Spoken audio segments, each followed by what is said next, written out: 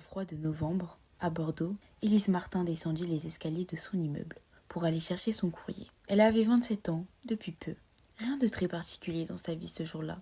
Un café encore tiède à la main et une journée de travail à la librairie qui l'attendait.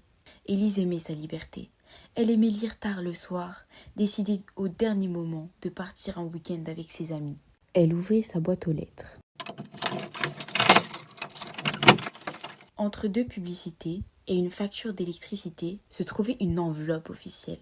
Dans le coin supérieur, un tampon indiquait « Ministère de l'avenir démographique ». Elle n'avait jamais entendu parler de ce ministère.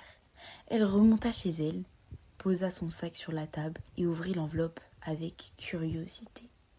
Au début, elle pensait à une erreur administrative. Mais plus elle avançait dans la lecture, plus son expression changeait. Ses sourcils se froncèrent, puis ses yeux s'agrandirent. Elle relut le début, puis encore une fois.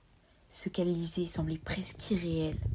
Madame Martin, selon nos registres administratifs, vous avez atteint l'âge de 27 ans. Nous avons donc le plaisir de vous informer que vous êtes désormais concerné par le programme national Préserver demain. Ce programme vise à accompagner les citoyennes dans la gestion anticipée de leur fertilité afin de garantir à la fois leur liberté professionnelle et la stabilité démographique de notre pays. Grâce aux avancées scientifiques actuelles, la congélation des ovocytes permet aujourd'hui de préserver les possibles maternités pour les années à venir. Ainsi, chaque citoyenne peut choisir d'avoir un enfant plus tard lorsque les conditions de sa vie personnelle et professionnelle lui sembleront favorables. Dans cette perspective, nous vous invitons à prendre rendez-vous dans l'un de nos centres médicaux agréés afin de procéder à la conservation préventive de vos ovocytes.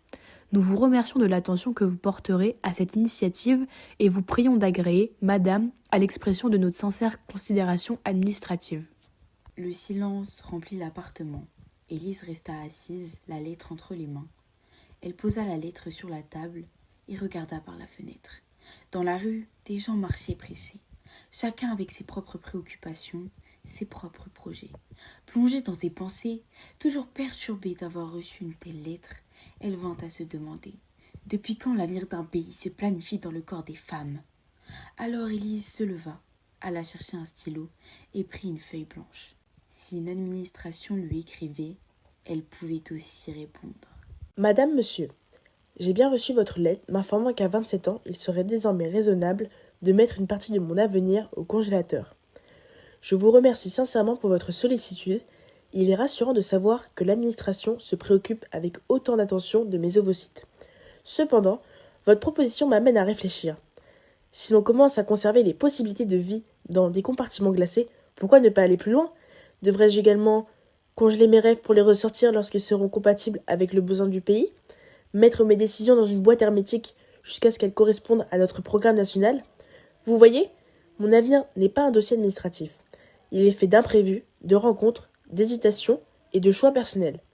Peut-être qu'un jour, je voudrais un enfant, peut-être jamais. Mais dans les deux cas, cette décision devrait appartenir à chaque personne, pas à un calendrier officiel. L'avenir de la nation ne devrait jamais reposer sur la mise en réserve du corps de ses habitants. Quant à moi, je préfère garder mon avenir à température ambiante. Avec toute ma considération, Élise Martin.